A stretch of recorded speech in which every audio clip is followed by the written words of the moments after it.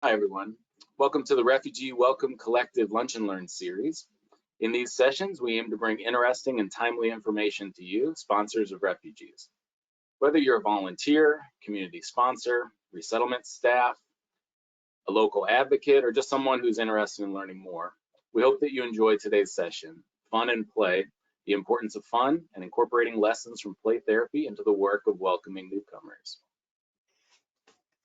Refugee Welcome Collective collaborates with partners to provide in-depth training programs, weekly learning sessions, resources, and on-demand technical assistance for sponsors, practitioners at resettlement agencies, refugees paired with sponsors, community and institutional partners, and others to support quality community sponsorship across the United States.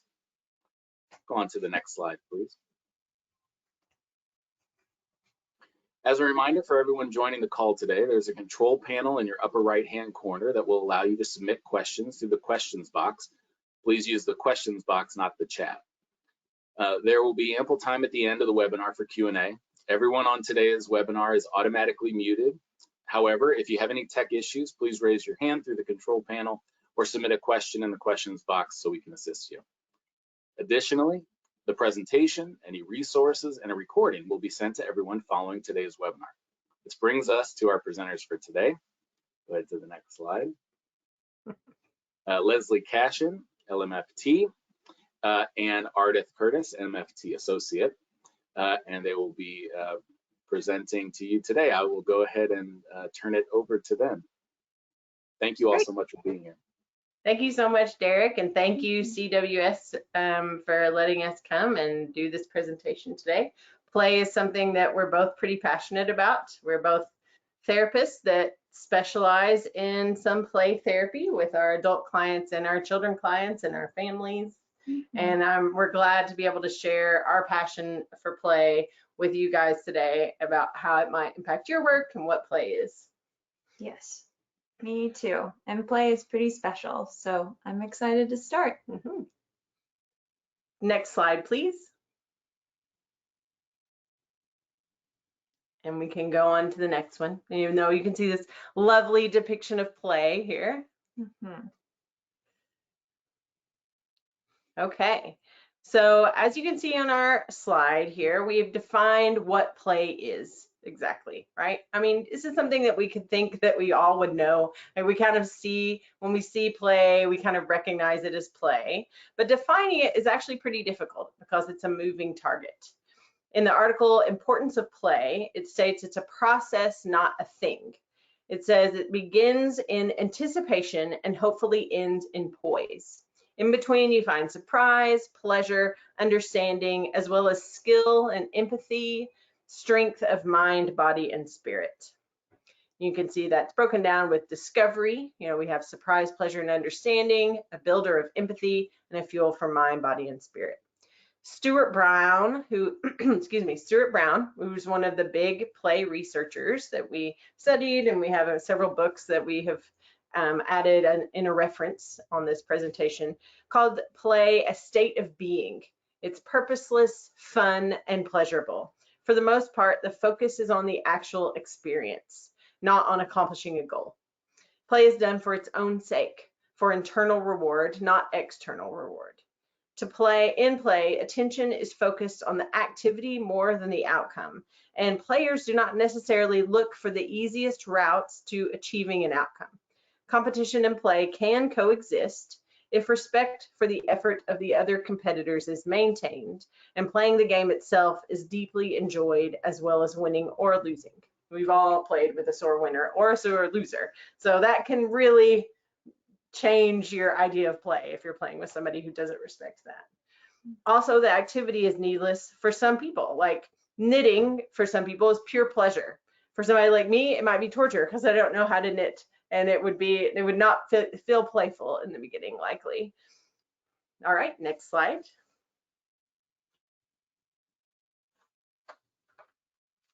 Okay, so we've defined what play is, and this slide just explains, kind of touches on some of the key elements of why is this so important. So play is a really great opportunity to build, develop, and just strengthen our capacity to emotionally regulate and be aware of our own emotions. That's something that I wish was embedded in my life as a child more often. But that's my own soapbox for another day. But through play, it's fun. We're having a good time. We're building our temperamental disposition. So I'm able to perceive myself in context of being with others. I'm able to really get to know my emotions, what they feel like, how they show up, when they show up. And I'm able to use my emotions in play, especially, I mean, it's kind of a no-brainer in improv, but really any kind of play you can use emotions. And when I'm playing with someone, I'm learning that about myself. So I'm also learning about that with Leslie, for example. Leslie will show her own emotions to me, and then mine can build off of hers. And I'm able to regulate myself if I get a little too out of check. But it's really great for that. Play can facilitate joy.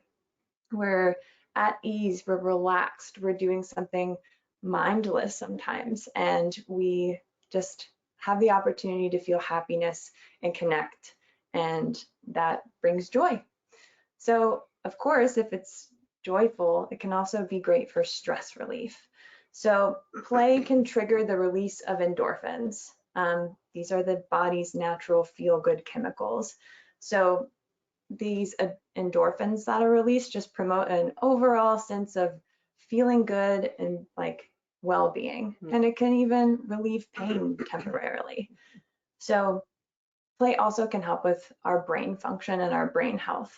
So whether it's chess, completing puzzles, or doing something like, I don't know, going to an escape room or one of those kind of inside theme parks where you have to solve puzzles and move fast, it can just help us prevent memory problems. It can boost our creativity. Being active in play can help us prevent stress, not just relieve it, but it can also ward off stress and even some symptoms of depression. So it's just really good for our brains. It helps us with solving problems. It helps us with memory. It helps us with mood, helps us with all of that gray matter in there. Play's also good for our relationships and our social skills. So we can foster empathy, compassion, trust, learn to mutually give and take. This is really important for young children, but also, for anyone.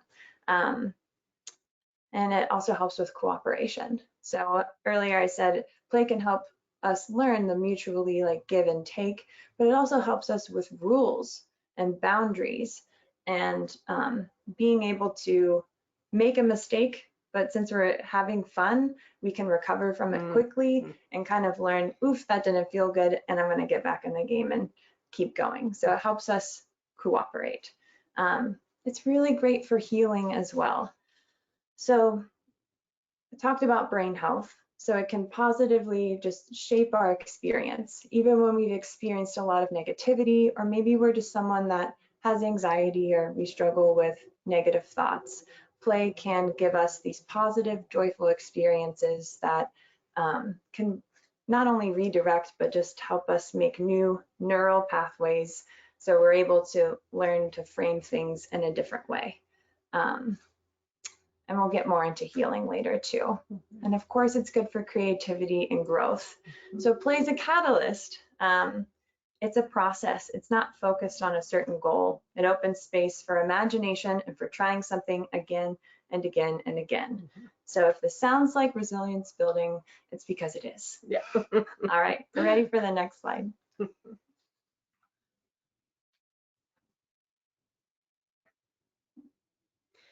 So by this point in our presentation, we hope it's becoming clear to you that all human beings benefit from playing. Play is such a powerful tool that it can be used with specific groups of people who are seeking trauma-informed support, like refugees. Play through a trauma-informed lens creates an environment where people can play through their emotions and their experiences. Through play, people can make sense of what happened to them, what they are feeling. They can tell their stories, and they can decide what their story will be in the future. Now, that doesn't mean that you have to be a therapist to be able to play in those kinds of ways, right? It means respecting and understanding that what people are bringing to the group might be something that you haven't experienced, but you can still hold space for that in a joyful or contemplative or, mindful space. Play can bring healing, empowerment, connection, and good endorphins, all things needed for that biopsychosocial well-being. Next slide, please. So we've just included a quote. I'm going to read it out loud.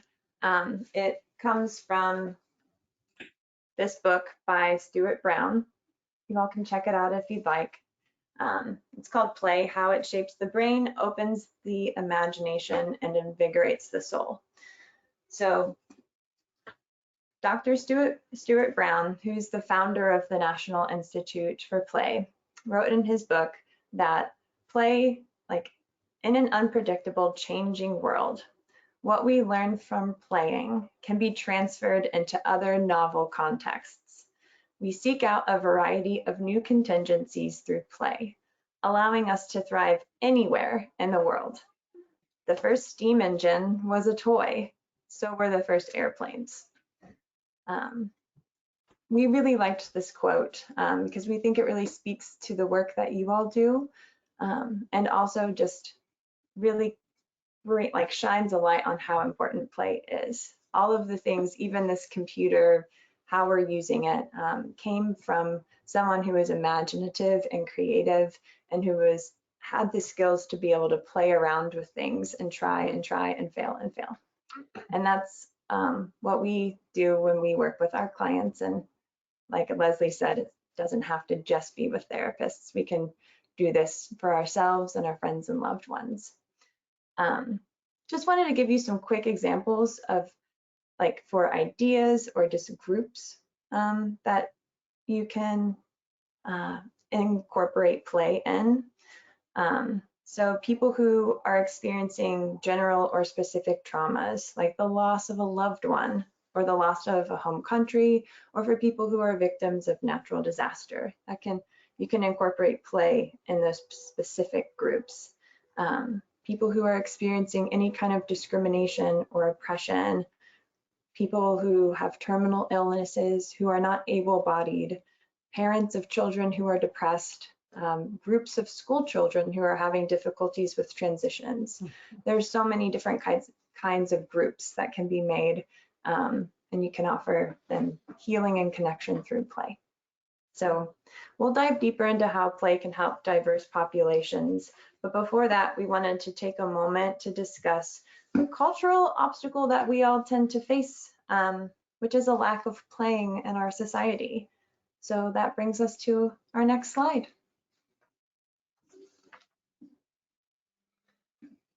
So why did we stop playing? Right? Sad. Constrained to particular settings and contexts, right? I'm sure at some point, especially if you're kind of an imaginative child, or you've seen children in public who are being silly or being maybe disruptive, and you have seen adults be like, hey, knock that off, right? Or if you don't stop doing that, or something like that. When it is their own form of play, their own form of exploring the world, whether it's putting stuff in their mouth as a little baby, or a toddler, or licking a tree, like we've seen a child do recently, or something like that. Those are forms of play, and we've been told that they're not okay. And maybe there are times they're definitely not okay. They're also, that is a deeply ingrained memory and a deeply ingrained thing for us when we learn that. Socially acceptable as humans mature and age. I don't know if you guys are socially unacceptable. So I don't know if you guys are familiar with, there's a show called Pin 15 that portrays some middle school girls, and they are in some ways immature for their age, and they're still playing. And a lot of their friends are into fashion now, and they're into boys, and they're into all these other things, but they still want to play with their dolls. And you can see them navigate how it's no longer acceptable to have a friend over for a play date. It's no longer acceptable for them to talk about play in that way because they're growing up, right? And it's not seen as mature or age appropriate for them to be doing that, which is not actually true. Right? Mhm. Becoming a political act or a statement on who we are. And this is a discussion that we had last night because Ardith was like, I'm not really sure what that means. So I said, this is the way that I perceive this quote, right? And this is a quote from an article that's referenced in the back of this slide presentation. But it's like when we see an adult doing something that is kind of against the norm in a political way. So I brought up the people who dress in Handmaid's Tale outfits when they go and protest laws that are against putting restraints on abortion or pro-choice or pro-life stuff, that kind of stuff. While those are serious moments, then a way they're cosplaying as people that are in the Handmaid's Tale. And so you wouldn't look at that and go, oh, there might be being serious, but it is a form of play to be able to dress up in that costume that means something. So that's a statement about who those people are and what they believe in that they're playing dress up to tell you about, right? So that's where I see that political act come in. And maybe somebody else might have a different idea about what that might look like. And then the real and perceived consequences are reasons we stopped playing. And so that also goes back to those parents that were like, knock it off, Joey, stop playing with the salt shakers at the restaurant, or whatever it is. And then also the ones where you might make a fool out of yourself. And oh, I'm going to skip down the street because I feel playful, and then I trip and fall on my face, and then people laugh at me. And embarrassment, and I've torn the knee out of my pants, and I'm on my way to work. All these kind of things can build up in your mind about something that might be a consequence, or someone laughs at you, or someone doesn't take it playfully, or someone makes fun of you for being playfully. While all those seem like trivial consequences, we as humans are meant to be in community, and those feel like a threat to our being allowed to be in community. So the more that we can play and the more that we allow people to play, the more we're opening up that side of our community to be like, yeah, go be playful, be joyful. Let's skip down the street. Oh no, you tripped. It's okay. Sometimes we trip. Sometimes we fail when we take chances. That's okay. I'm here as you're part of your community to help you stand back up. And maybe I'll skip with you this time, right? Yeah, that would be great. Next slide, please.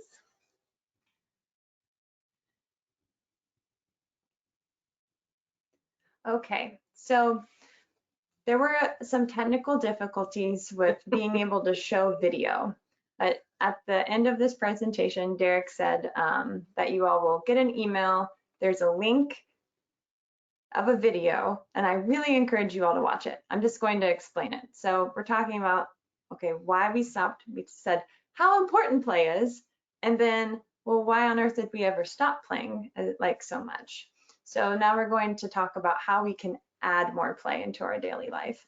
And a really cute video, I was mindlessly scrolling on Instagram, and I came across this video of a man. He was in a suit, and he was like tap dancing and skipping and joyfully smiling down a sidewalk in New York City, and someone from a bus had filmed him. And it ended up getting, I wrote it down, around 18 million views. So, and the reason why I think this is such a powerful example is that like what this person did was impactful. What he was doing was interesting because it was against the status quo. He wasn't serious, holding his briefcase, walking down. He was being joyful and dancing and having fun.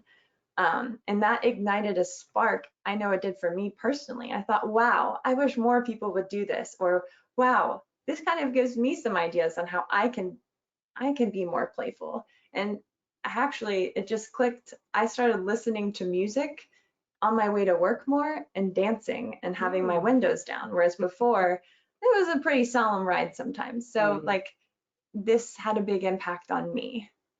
So it's a really fun video. And there was a comment that someone made on it. And they said that what this person was doing, that they're like the main character in all of our stories. And that comment alone got like 250,000 likes. So it just shows like how much we see ourselves in someone who's doing that, but we don't do it. So yeah, you can go on to the next slide. That's a good description. Thank you. All right, the next few slides are a little bit wordy, but these are some ideas about how we can add play to our daily life. So I thought it might be helpful in case someone was taking notes for you guys to see those things while we go over them. So one of the first things that they ask is that to change how that you notice, how you think about play, change how you think about play, right? Remember that play is important to all aspects of our lives, including creativity and relationships. Give yourself permission to play every day. For instance, play can be dancing in the car while listening to music on the way to work. It can mean talking to your dog, which I know I did a lot of during the pandemic. I don't know if you guys did too. Still do. Play can be reading aloud to your partner. Any of those kinds of things can be play, considering the way that you do it. Stuart Brown also suggests that we take a play history. In his book, Play, that Ardith talked about a minute ago, he includes a primer to help readers reconnect with play. He suggests that readers mine their own past for play memories. What did you do as a child that excited you? Did you engage in those activities alone or with others, or both? How can you create that today? Surround yourself with playful people. Both Brown and White, one of the other authors, stress the importance of selecting friends who are playful and of playing with your loved ones. Play with little ones. Playing with kids helps us experience the magic of play through their perspective. I think we've all seen kids who like notice something or see something for the first time, and that wonder and curiosity and amazement that they bring to, and whether we're like, oh, we probably shouldn't laugh at them licking the tree because now they think that licking at the tree is fun, but that it also makes you laugh and feel silly with them too. They both talked about how playing with their grandkids has really helped them as well, the two authors, White and Brown. And anytime that you think play is a waste, remember that it offers some serious benefits for you and others.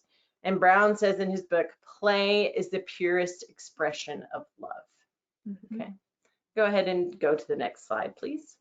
And while you're transitioning to the next slide, I think an example of taking like a play history, like upon reflection, I was very imaginative and had imaginary friends, would imagine myself being Frodo with the ring in the woods, just, and during the pandemic, I got into playing Dungeons and Dragons with my friends online, something I never thought I would do, but it's all about role playing and playing a character with other characters.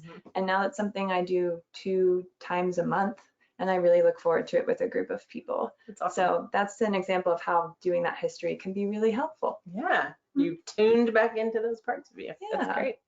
So as we grow up, we develop strong preferences for certain types of play over others. For you, it was role playing, right?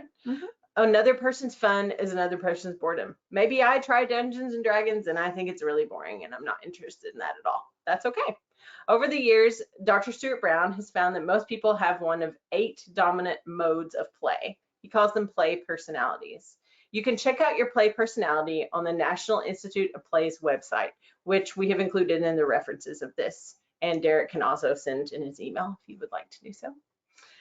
You can look for chances to play in ways that fit your personality. I think about it like, how the Enneagram is really popular right now, or, any of those Myers-Briggs or anything like that. So this is just another version of figuring out what works best for you regarding play. And you can see how you feel. You can remember that this is about being playful. If you're enjoying yourself, you've got it. If you're not having fun, maybe that's not for you. Try something else. Don't worry about whether play makes sense to someone else or whether you're even any good at it, right? Just enjoy the play state. As long as you aren't hurting someone, there's no wrong way to play. For some people, just getting together with friends is enough to create a play state. You don't need to justify anything that feels playful to you. Your play is specific to you. Your play state may be something active like hiking, or something creative like painting, or something social like meeting up with a friend, or even something solitary like reading a book. There's so many types of play. Sometimes you may choose to join an activity with friends or family because they enjoy it, even if you don't. That's wonderful and really generous of you, and a great way to build and maintain relationships. But remember, take time for the play that energizes you too. Don't just give yourself over to the play that other people enjoy. Once you find an activity that engages you, feel free to, and makes you feel free and joyful, find ways to do that regularly. Next slide, please.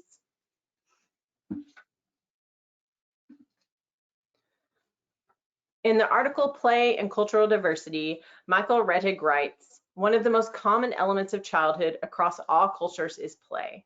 Play is a way for children and adults to learn about the world around them and to learn cultural values. Communicating cultural values to young children is a part of every society. Play is a way for young children and adults to learn about the cultural norms and values of a society. Traditional games, especially games with rules, generally form an integral part of the culture that they provide a means of communication for social norms, assist in the assimilation of group members, and allow for differentiation among group members. How wonderful to be able to present this as a way to communicate and play with the refugee families that you will work with, because that is it seems like much more fun than just being like, and this is how you go to the grocery store, and this is how we're going to get on a bus, and this is how it works to file your taxes. I don't know who can make taxes fun, but you know, give it a try. Maybe you'll find something new. So the book Cultural Competence and Spirituality and Community Building lists 9 key ways to build community across diverse cultures. This is a really excellent resource, by the way. I don't know if you guys use this very often, but when I came upon it to do that, it was super. We chose 3 of those that can be built on play. Ask people questions about their cultures, customs, and views. There's lots of play that involves storytelling and lots of play that involves introducing yourself to other people as an icebreaker. Listen to people tell their stories. Notice differences in communication styles and values. Obviously, if they're coming from a country where they don't speak English, there's a lot of difference in communication, right? And you'll be relying on a translator for that kind of thing. But if they do speak a little English, or you speak a little of their language and the translator is right there with you, that could be really interesting to see how your way is not necessarily the right way, right? But that they are bringing something different to the table. And you can be playful about that instead of feeling like they have to do things the way I do them, or I need to do things only the way they do them. How can we be respectful for each other and be playful in that way? And then risk making mistakes. Like we've talked about a couple of times now, risking failure, risking tripping, risking, all of that is embedded in play. But it can be so hard especially when we meet new people, if we have any kind of social anxiety, and then we meet new people that we're worried about offending, or that we're trying to teach new things, or that we've never known, we have no idea what their culture is. Yeah. Then risking making mistakes and doing it in a playful way can be a way to be like, oh, I'm going to try to be myself and be vulnerable by making mistakes with you, and not in a way that's going to, offend you, hopefully. Next slide, please. We're getting really close to time, so we might not have time to go over all the games. Okay. Yeah.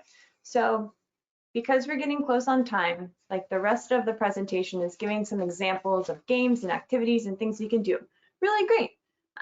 We also trust that you all have an abundant amount of resources and play that you all do on your own as well. So we encourage you to think about what brings you joy and what you're curious about in developing, a list of things you can do.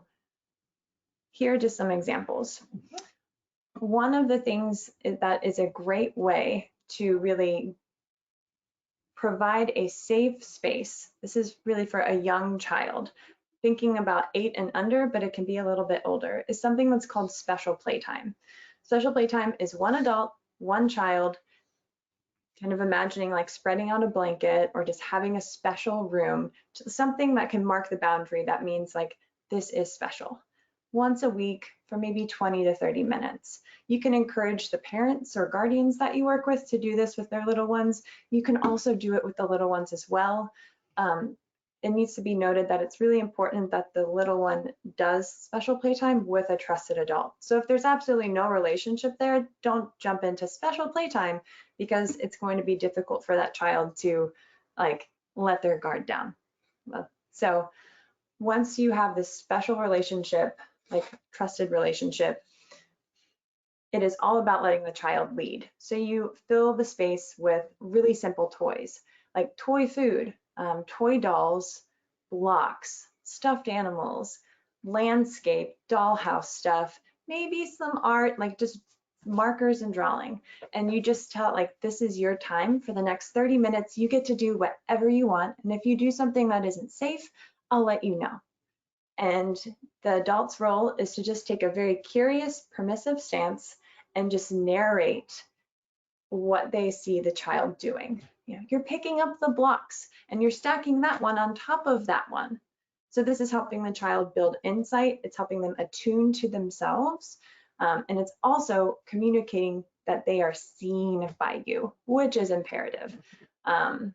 This is not teachable moments. It's not advice giving. So if I am the child and I'm having trouble getting the lid off of the marker, I might say, I know that you can do it. You're working really hard on that marker. You're working so hard. You can do it. Art, it's so frustrating, isn't it? and see, I'm uncomfortable, and it's so easy. It would be so easy for Leslie. Oh, just give you the marker. Yes. And that, while that, you know, there's nothing wrong with that happening, but within special playtime, hearing that Leslie believes in me, hearing Leslie narrate the emotion that she's like observed, I am frustrated, I'm able to label that for myself. Yeah, I'm frustrated, I want to get this off and I can't get it off. And then I'm able to work through that really uncomfortable feeling. And then, yay, you did it. I knew you could do it.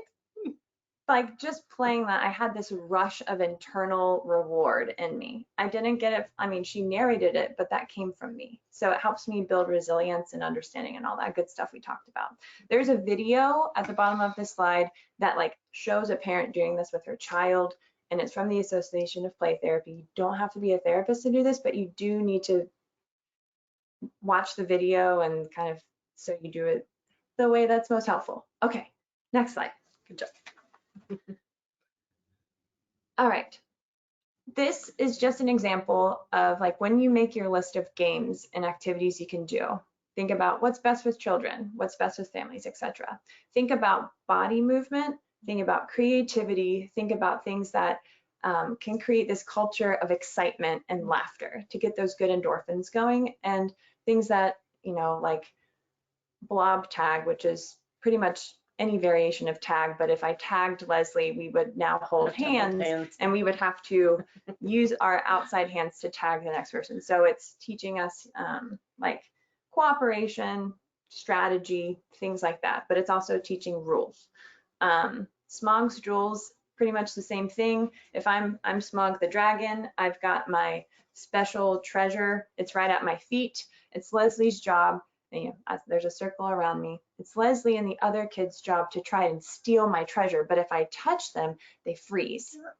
And whoever steals my treasure is now the dragon. It doesn't have to be Lord of the Rings Smog, but so it's, you know, and there can be some challenging moments in that, which is great because it's reminding them of the rules, setting boundaries. Remember, you're frozen. This is the rule.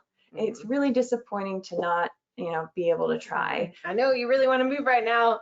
You're so close to the dragon and the jewels. So, and scavenger hunt is a great way to build like cooperation and communication skills and help facilitate, because in each group of the scavenger hunt, someone might have the strength of climbing, someone might have the strength of putting together puzzles, and it's just helping them facilitate what they're good at. Now I'm imagining that you could use scavenger hunt, especially with refugees, as they're learning about their new town and their new house and like all those kinds of things. That could be a really fun group activity with them to make it more playful, instead of just like, and here's the post office where you mail things, and here is the school where your children would go to school, right? Like, I feel like that would be really fun. I know we're tight on time, so I just wanted to explain poof ball really quick. So that's like you just have like masking tape. You have a ping pong ball, there's a table, 1, 2 teams. Hands behind back, the goal is to blow the ping pong ball so each person can take a turn to the other side and get it off of the other team's ledge first. You get a point. The reason why this can be really fun is it's teaching them to mind their breath. So being able to, it's like priming them for doing breath work, deep breathing. That's really imperative for stress management. A lot of kids, you tell them to take deep breaths, they're gonna get angry at you. I don't wanna take deep breaths, I'm angry. So this is a really fun way to help them be aware of their breath and remind them, use your breath whenever they're angry. So think about how you can introduce those skills to help them with stress management in the future too. All right. You can go to the next slide. All right, so these are just examples of things you can do with families. A really fun way to transition like families or groups is doing the tissue game, which imagine this is a tissue. The direction is, I'm going to throw this up in the air. The whole time it's in the ceiling, you guys laugh as silly and goofy as possible. So you get this whole group of laughter. But as soon as it touches the ground, we're absolutely silent. And you can like try it, but it's a great way to get people's attention, get that laughter out, break up a serious moment, set the tone. The rest of the examples are like just making games out of sharing. So building ties, you get a ball of yarn, and I would take the yarn and say something kind about Leslie. Leslie's now holding the yarn. So I'm holding a piece, Leslie's holding a piece, and then Leslie would, let's say, pass it to Derek. And then she says something kind about Derek and so on. So at the end, you see how we're, you know, all connected and blah, blah, blah. Yeah, so you can also have them teach you a sport, like have the family teach you something that they really enjoy doing. So you're taking turns, you're not just the teacher, so are they. And the honoring chair is pretty much the same as building ties. It's just each person sits in a chair and you say something kind or something you've noticed about them as far as the strength. And then each person in the family gets a turn to sit in the chair. And then photographs is you can just have them all share baby pictures of each other, a theme like, you know, find a photograph or take a photograph of a time you felt strong or a time you know, felt proud of yourself, and then have them share that. So they're learning about themselves, but also how they're different and similar from their family. Okay, I ran through that. If you have questions, I am happy to answer those, but to Leslie. Yeah, and so some of the other games and activities you might do as your own group or with your new community as you're welcoming refugees are some icebreakers. Games or activities that are designed to introduce each other. So instead of being like, hi, I'm Leslie, I'm from North Presbyterian Church, you know, or whatever it is, you might do a game where you all shared, you know, your favorite color and the favorite food that you liked and the place that you can't wait to introduce them to or something like that, as a way to get to know each other. Where do I come from and where am I now is a storytelling game. And this game might be hard as, you know, white people living in America or people who are privileged enough to not be refugees to hear from and learn from, because there might be some times when it gets dark, because people generally aren't refugees because they were like, I just want to give up everything and move to America, right? That's not typically the refugee status. So this might be a hard game to listen to sometimes, but being able to hold that space and being able to find moments of joy even in those times of sorrow and hard and seriousness can be really healing for yourself as you're listening to it and taking care of yourself, and also to the person that you're providing that space for. And then on the bottom part, we have some more fun games. Improv, one of my favorite games. If you are interested at all in finding out about improv or how to play as an adult, I highly recommend the website Improv Everywhere. They do improv everywhere, literally, as the name says. And they have all these really great fun things that they do all over. I think they're based out of New York, but they do things all over the world.